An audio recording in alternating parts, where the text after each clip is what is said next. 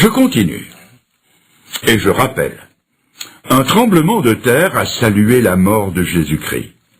Un autre tremblement a salué l'annonce de sa résurrection. Et maintenant, une série de tremblements de terre annonce son prochain retour. Avant de quitter les siens, le Seigneur ne les a pas laissés sans consolation. C'est en ces termes qu'il leur a dit qu'il reviendrait. Que votre cœur ne se trouble pas. Vous croyez en Dieu, croyez aussi en moi. Il y a plusieurs demeures dans la maison de mon Père. Je vais vous y préparer une place, et quand je vous aurai préparé une place, je reviendrai.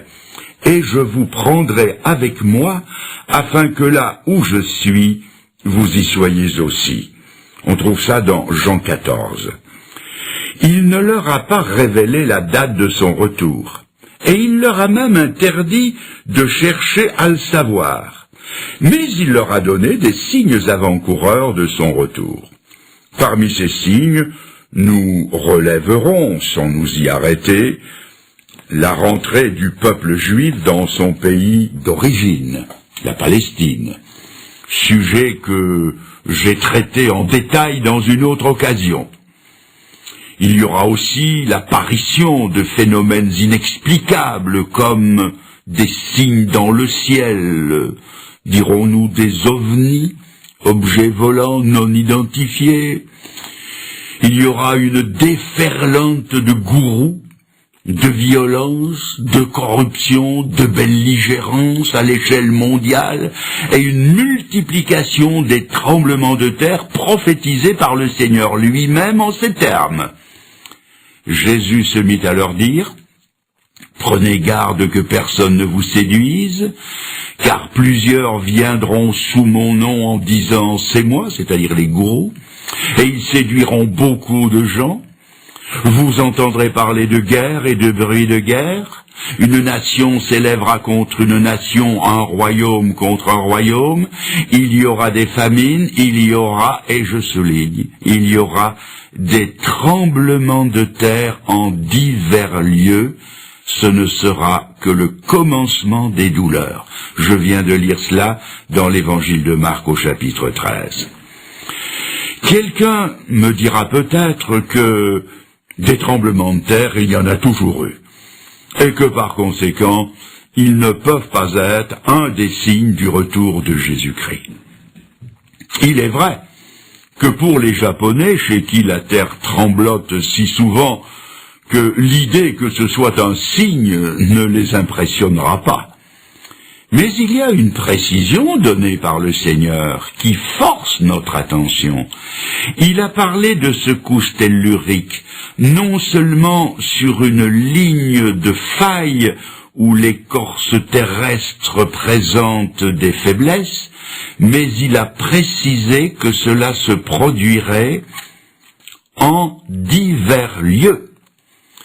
Et nos savants reconnaissent d'ailleurs que ces phénomènes se généralisent un peu partout sur la surface de notre globe. Suite à une secousse sismique importante au Maroc, j'ai relevé ce commentaire d'un spécialiste: le Maroc n'est pas un pays où la terre est fréquemment secouée. En me fiant aux déclarations de la Bible, que je tiens pour inspirées de Dieu, j'ai entrepris une collection d'un genre nouveau. J'ai guetté toutes les nouvelles des tremblements de terre d'intensité variable rapportées dans mon journal et je les ai découpées et collées dans un album. Il ne m'a pas fallu longtemps pour le remplir tout entier jusque sur les pages de garde. Pour mieux vous faire saisir la réalité de ce « en divers lieux », j'ai mis ces lieux, des pays, villes importantes ou régions, je les ai mises par ordre alphabétique, et je vous en livre le résultat actuel. Quand j'étais haut comme 3 pommes, j'ai appris à l'école l'alphabet A, B, C. Et je commence. Alger, Afghanistan, Açores, Acapulco, Aléoutienne. Et puis, Barcelone, Brest, Bad Hersfeld, Bologne, Bogota, Caen, Catanzaro, Cherbourg, Derby, El Asnam, Ebingen, Fairbanks, Fribourg, Florence, le Frioul, Graz, Guatemala, Hawaï, Hualien, Istanbul, Izmir, Java, Juneau, Kurdistan, Kermadec, Klagenfurt, Kobe, Londres, Le Caire, La Louvière, Lisbonne, Mexico, Marseille, Manille, Morlaix, Milan, Nantes, Nice, Nouvelle-Zébride, Oslo, Okinawa, Pérou, Pasadena, Quito, Raguse, Rome, Santiago, San Francisco, Stuttgart, San Salvador, Téhéran, Tokyo, Tunis, Turin, Vienne, Vulcano, Württemberg, Yellowstone, Zélande et Zurich. La Bible va plus loin quand elle nous en parle d'ébranlement. Elle dit que les puissances des cieux seront ébranlées, c'est-à-dire que les démons redoublent d'efforts. La Bible nous dit encore, les nations ne sauront plus que faire, c'est-à-dire que les structures de la civilisation s'effritent et s'effondrent. Elle va plus loin encore et elle dit, il y aura des tremblements de terre en divers lieux, c'est-à-dire que les éléments de la nature se détraquent. Autrement dit, chacun à sa façon se prépare pour le retour de Jésus-Christ. À mon tour de vous demander si vous êtes prêts pour ce grand événement. Quatrièmement, jamais on n'a entendu dire que les hommes aient souhaité des cataclysmes de ce genre. Demandez à ceux qui ont vécu les tragédies du Frioul en Italie, du Kobe au Japon ou d'Izmir en Turquie, tous vous diront qu'ils ont peur des fléaux de la nature. Et pourtant les jours viennent où des hommes qui ont désappris à lever les yeux vers le ciel, qui ont désappris à prier, vont prier le ciel de leur envoyer des tremblements de terre. Voici ce qu'on lit en Apocalypse 6, verset 12. Quand il ouvrit le 6e sceau, il y eut un grand tremblement de terre. Le soleil devint noir comme un sac de crin.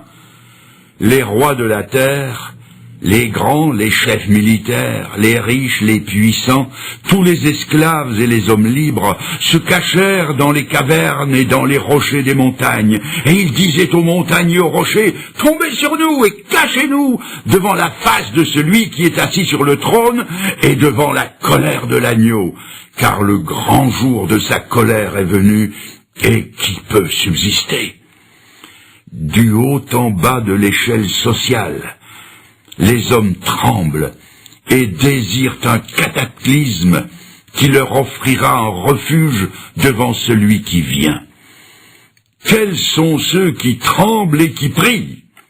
Ce sont ceux qui n'ont pas tremblé à la pensée de leurs péchés et qui n'ont pas prié pour en avoir le pardon.